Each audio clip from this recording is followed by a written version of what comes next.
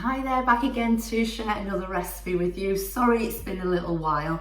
I was full of good intentions to be sharing recipes more frequently, but things came up and it just didn't happen. Anyway, I'm back with you today.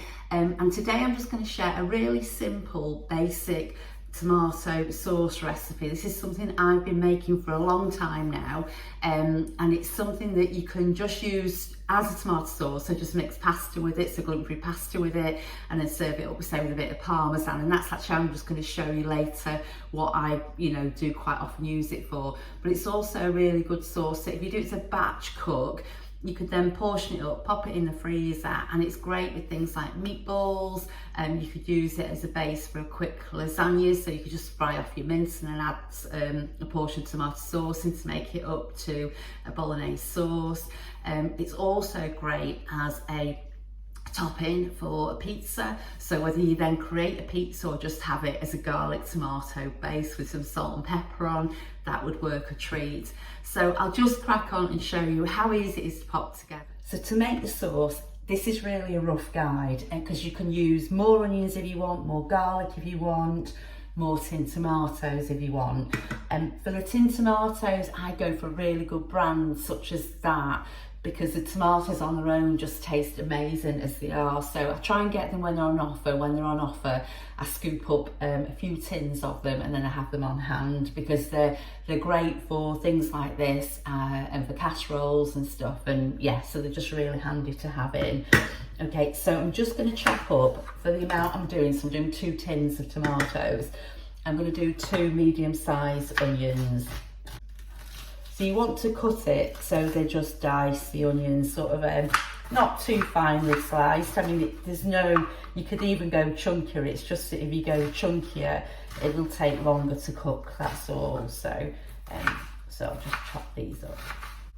I do this sauce without thinking so much, and it's sort of when I have to pin myself down and show you what I'm doing, it takes a bit of concentration for me to do that.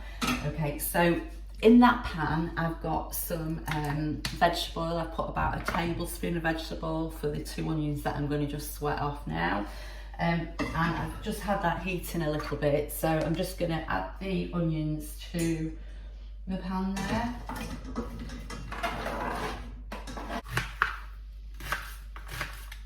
Okay. As I say, they're just sort of quite roughly chopped, but not super fine, but that's enough. But if you want to go super fine, then that's absolutely, just go with it. As I say, it's just a bit of a guideline with this recipe that I'm making. So just on a gentle heat, I'm just going to sweat the onions down until they're nice and soft, probably just for about 5 minutes or so, and then I'm going to add the garlic into that.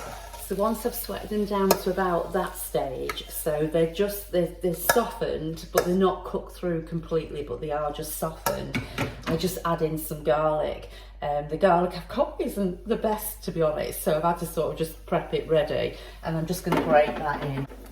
You can chop it in or grate it in, it doesn't matter really, because it's not going to cook out too long, so it's not going to burn. It's at this point that Neil normally says, oh, it smells amazing when I'm cooking, but I think that's just garlic. I actually love the smell of garlic when it's cooking. I know not everyone does, but I do. I love it. A few extra onions that have gone in the bowl, and then I'm just going to lower that heat a little bit. Just stir that around for a minute or so. And as I said, this sauce is super simple to make. It really is. It's one of those things I'd actually forgotten about. You get in a routine of making different meals and stuff, and it's something I forgot about us having, so it's good that I'm actually making this batch now. Okay, so to that now I'm just going to add these 2 tins of tomatoes. So if you've only got like whole tomatoes, that's absolutely fine. I would just say use a really good quality if you can, because it does make a difference to the flavour. But look out for the offers so you can grab them and have a stock when they're on offer. Okay, so I'm just going to add that in there.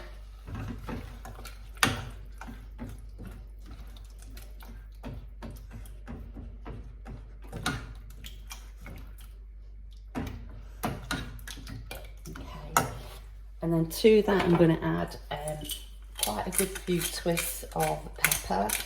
Pepper's one of those things that, like when you're gluten-free, you need to check that it is suitable, because sometimes it's prepared in factories that handle other products that may contain gluten, so just double check on that and just stir that in.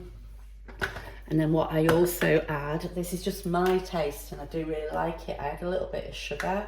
I just think it balances the acidity of the tomato, so I'm just going to add that much for now. I can always add more later, but obviously I can't take it out once it's in there, so I'm just going to add that in, and then I'm just going to bring this up to a little gentle simmer, and then I'm going to leave that for about 20 minutes just to cook out before I turn it off the heat and then blend.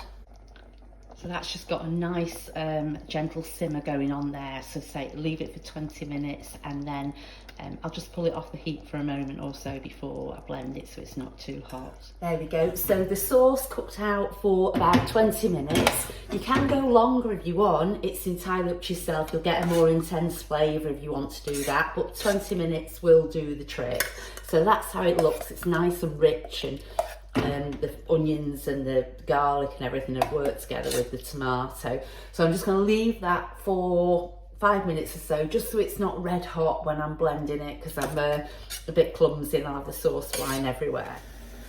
So while the sauce is just cooling a little bit before I blend it, I'm just going to cook some pasta off just so I can show you what the sauce looks like with the pasta at the end.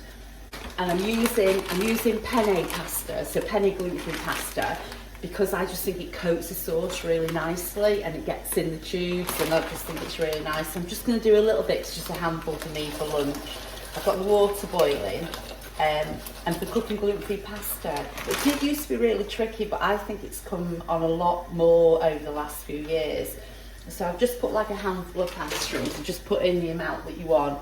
You want a decent sized pan with the water boiling in there.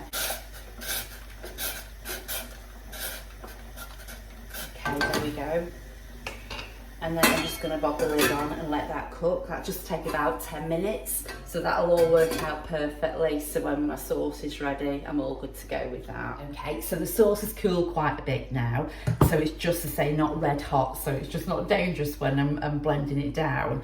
I'm just going to blend it down. I'll just blend it down with a stick blender. And that's why when I do the onions, I know that you could use like a bigger and not as deep a pan for like frying onions. I know that would actually cook the onions quicker, but the thing is, when you come to make the sauce, you want a high-sided saucepan, otherwise you're gonna have problems splashing, and it saves you having to decant to another container as well. So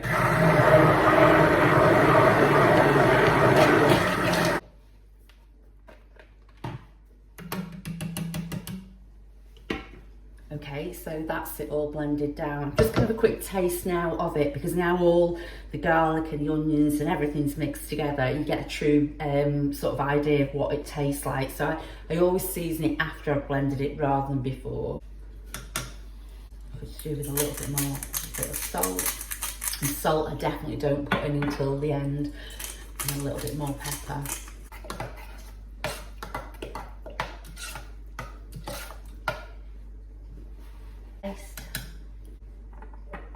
Do you know, I'm going to go a teeny tiny bit more sugar, but literally just at that end.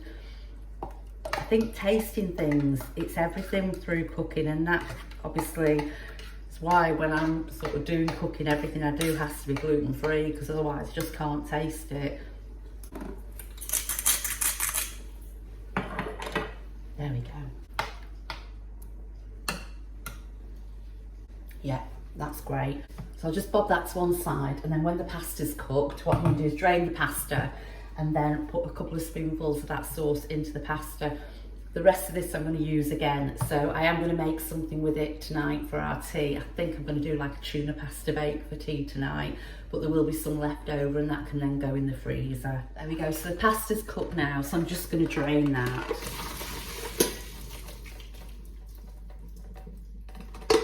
And then bob it straight back into the pan there. and then just tip over. You can see, just tip in then as much tomato sauce as I want to tip in there. Maybe not a good idea wearing a white t-shirt when I'm doing something like this, but, and then just stir that through. Now, with the sauce I mentioned before, it can be used with so many things. Things like capers, anchovies, olives, anything can be added into the sauce at this stage, and you know, just make it the flavour that you want it to be. I'm just going to put a little bit of chilli in there because I'm going to have this for my lunch now. I just fancy it to be a bit spicy, so I'm going to put a little bit of chilli. But as I say, it just shows you can mix it up in any way that you want, but the basic sauce is just a great recipe just to have up your sleeve and use in any way that you wish. Okay, I mean, I love flaked chilies, but I've not got any, so it's just going to be some. Make sure I'm not putting paprika in. It's just chili.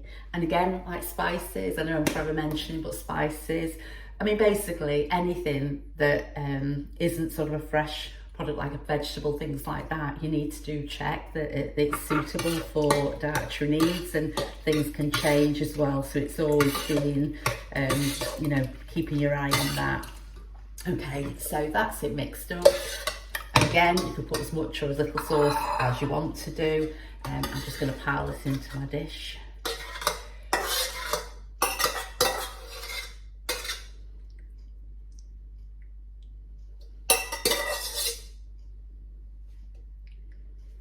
There we go. That's a decent portion for my lunch. And I'm just going to add some Parmesan shavings to the top there, just to enjoy with my lunch.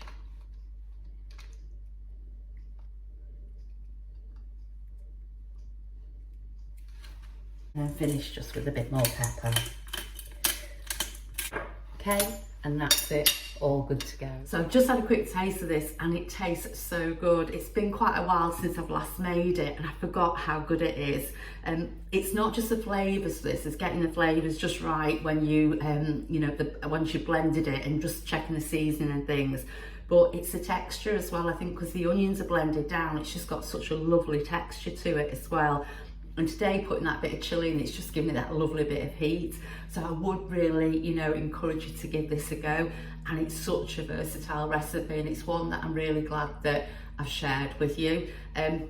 Thanks as always for watching. Any questions, then give me a shout, and I look forward to being back again with you really soon. Bye for now.